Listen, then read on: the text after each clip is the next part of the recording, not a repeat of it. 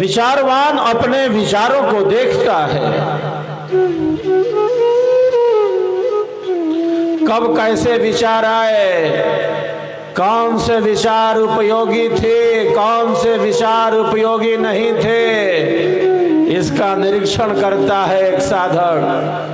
और विचारवान ही अयोगी विचारों को, अनुपयोगी विचारों को बाहर का रास्ता दिखा देता है। और जो कल्याणकारी विचार हैं, उपयोगी विचार हैं, स्वयं के लिए, सबके लिए, उन्हीं विचारों के साथ वह आगे बढ़ता है। तो विचारवान ही अपने विचारों को देख सकता है, पढ़ सकता है, समझ सकता है।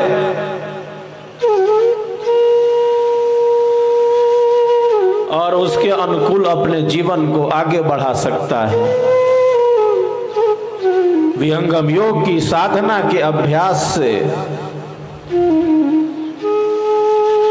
मस्तिष्क की अल्फा तरंगे बढ़ने लगती हैं।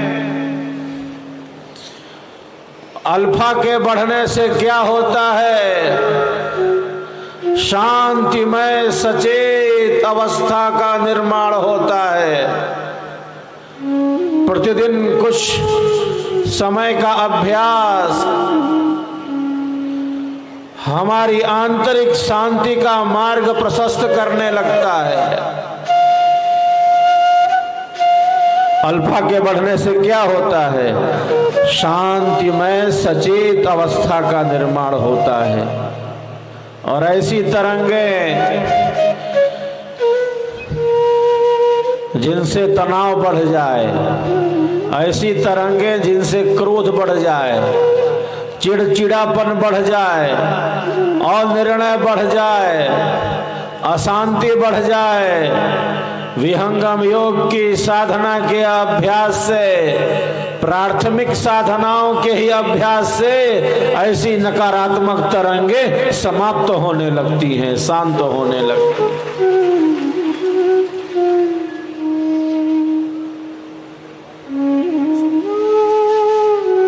साधक इसका अनुभव करते हैं। लाखों लाख साधकों का यह अनुभव है। मनोविकार नष्ट होने लगते हैं और हमारे भीतर जो सहजता है, हमारे भीतर जो सरसता है, सरलता है, स्वाभाविकता है, उस अनुभव में हम आगे बढ़ सकते हैं, बढ़ जाते हैं। हमारे ज्ञान क्रमशः होते हैं। जिससे यह हो उसी को हम मन कहते हैं। ऋषियों ने कहा युगपत ज्ञानानुत्पत्तिर मनसो लिंगम। हमारे ज्ञान क्रमशः होते हैं। जिससे यह हो उसी को मन कहते हैं। स्वरवेद में सद्गुरुदेव कहते हैं पंच विषय गो अर्थ है, पंच विषय गो अर्थ है, एक संग नहीं भींग। मन सत्ता, मन सत्ता एक वस्तु है, यह मन कर है लिंग, यह मन कर है लिंग।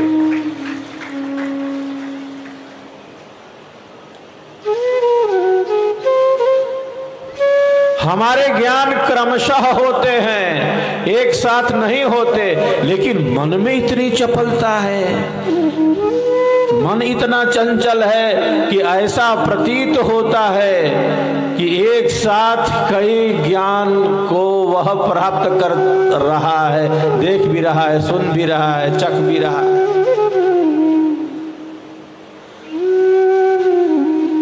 वस्तुतः ऐसा नहीं है, ज्ञानतः ऐसा नहीं है।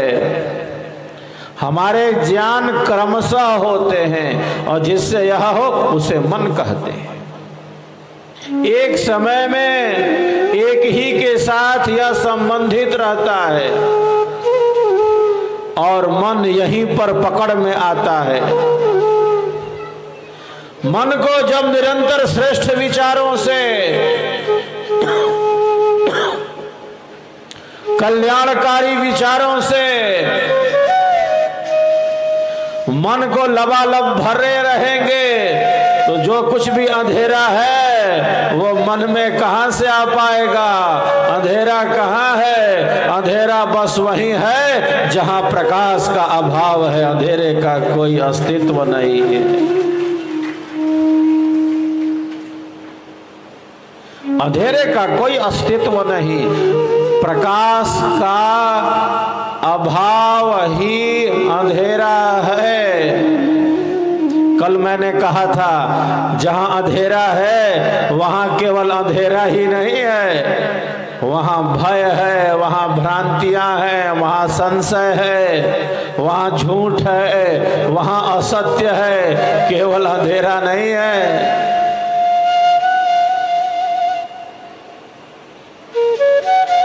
अमावस की रात में, काली रात में, अंधेरी रात में अकेले चलता हुआ व्यक्ति सामने खड़े सूखे पेड़ को भूत समझ लेता है कि भूत खड़ा है।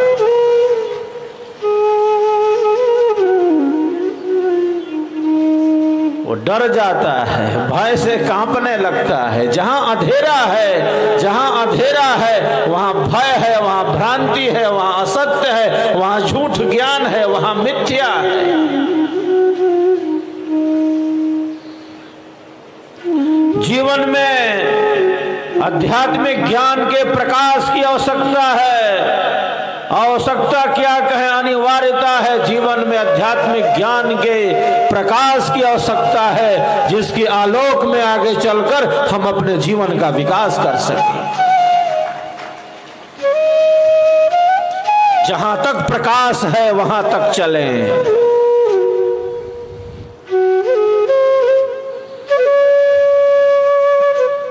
हमारे वाहन में जहां तक प्रकाश जाता है वाहन उसके पीछे चलता जाता है। जाना बहुत दूर है, मुंबई जाना है, हमारा वाहन यहीं से मुंबई की सड़क नहीं दिखा सकता। प्रकाश के साथ चलना अच्छा है।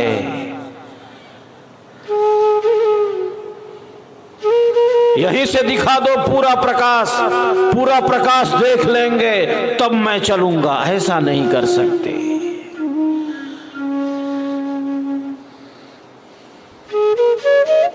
प्रकाश के साथ रहें, प्रकाश के साथ चलें। जितना प्रकाश है उतना चलें, चलते रहें। चरैवेति चरैवेति। प्रकाश के साथ रहना हमें अच्छा लगता है, ज्ञान विज्ञान के साथ रहना हमें अच्छा लगता है, सेवा सत्संग और साधना में जीना हमें अच्छा लगता है। हम प्रकाश पथिक हैं। अंधेरा कहाँ है?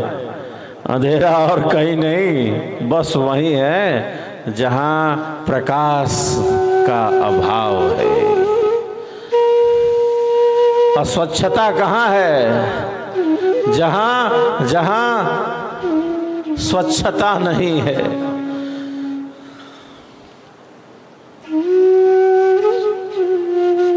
तो मन में निरंतर स्वरवेद के विचारों से, कल्याणकारी विचारों से, आत्म कल्याणकारी विचारों से एक साधक का जीवन निरंतर आगे बढ़ता रहता है। वो सोचता है,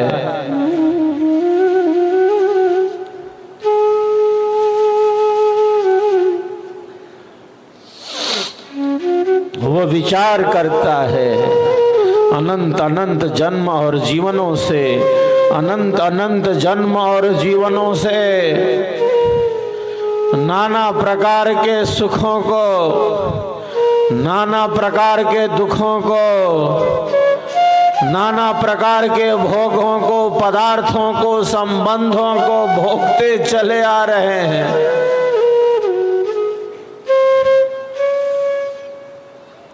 आत्मा अनादिकाल से शुभाशुभ कर्मों को करता हुआ इस संसार सागर में है। एक साधक क्या चिंतन करता है, क्या विचार करता है? अनंत अनंत जन्म और जीवनों से मैंने अनेकानेक सुखों को भोगा है, अनेकानेक दुखों को भोगा है, नाना प्रकार के संबंधों में, नाना प्रकार के भोगों को, नाना प्रकार के पदार्थों को, नाना प्रकार के संबंधों को भोगते भोगते चले आ रहे हैं, चले जा रहे हैं। ये अपना है, ये पराया है, ये सुख है, ये दुख है, ये पाप है, ये पुण्य है। जैसे नदी में लकड़ी का टुकड़ा बहता जा रहा हो, बहे जा रहे। अनादिकाल से आत्मा शुभाशुभ कर्मों को करता हुआ इस संसार सागर में है।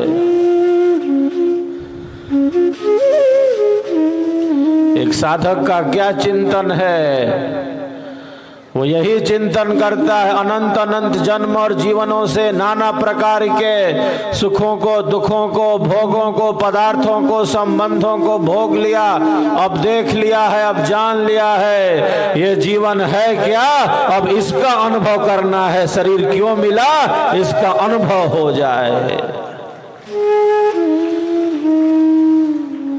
सुख दुख की उहापोह में जीवन व्यतीत नहीं हो सकता। अनुकूलता में, प्रतिकूलता में जीवन व्यतीत नहीं हो सकता। ये जीवन मात्र इसलिए नहीं है कि हम सुख दुख का अनुभव करते चले, हमें अच्छा लगे, हमें खराब लगे, हम अनुकूल हो, प्रतिकूल हो हमारी स्थिति बाहर की। जीवन इसलिए नहीं है। जीवन इसलिए है कि परम सत्य का अन्वेषण हो जाए। जीवन और सत्य दो नहीं, एक है। जीवन को ठीक ठीक जान लिया, जीवन को ठीक ठीक समझ लिया, इसका तात्पर्य है परम सत्य का अन्वेषण कर लिया, परम सत्य का अन्वेषण कर लेगी।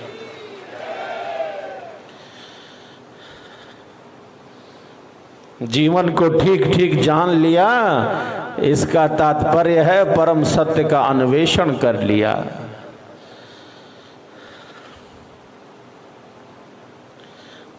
कौन हूं मैं, कहां से आया, कौन हूं मैं,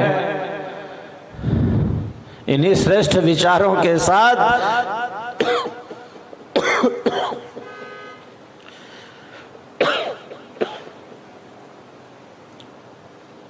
एक साधक आगे बढ़ता है।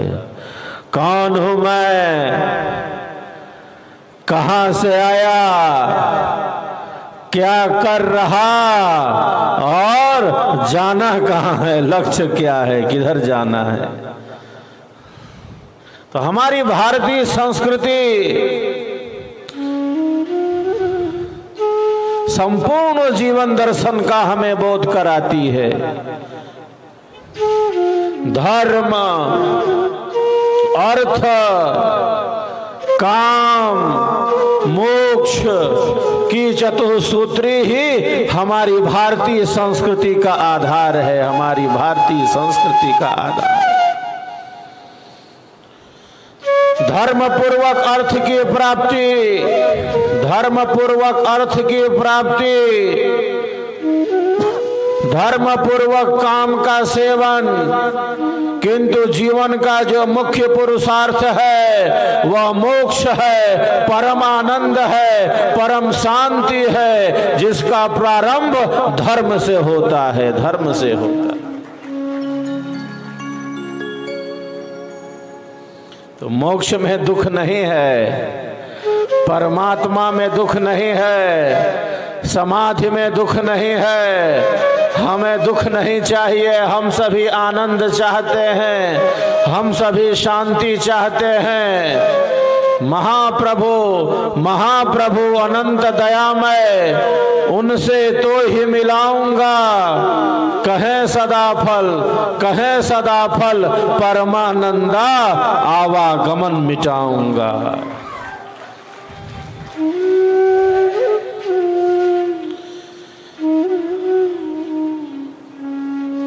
संकल्प सदगुरुदेव ने ले लिया है और सदगुरुदेव के संकल्प में हमारा भी संकल्प जुड़ जाए। मैं सदैव आत्म कल्याणकारी पथ पर चलूंगा, धर्म से लेकर मोक्ष की सिद्धि कर लूंगा, ऐसा संकल्प एक साधक का है, एक साधिका का है।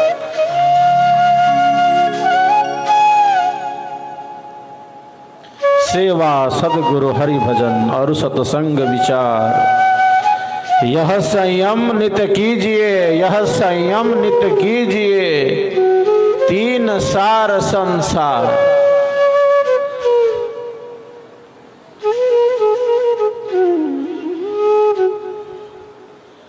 सेवा, सत्संग और साधना ही हम सब का आधार है और इस आधार से हम सब के जीवन का परिपूर्ण विकास होता है। चलते हैं अब हम स्वर वेद में। बारंबार सदगुरु की वाणी का श्रवण करना चाहिए।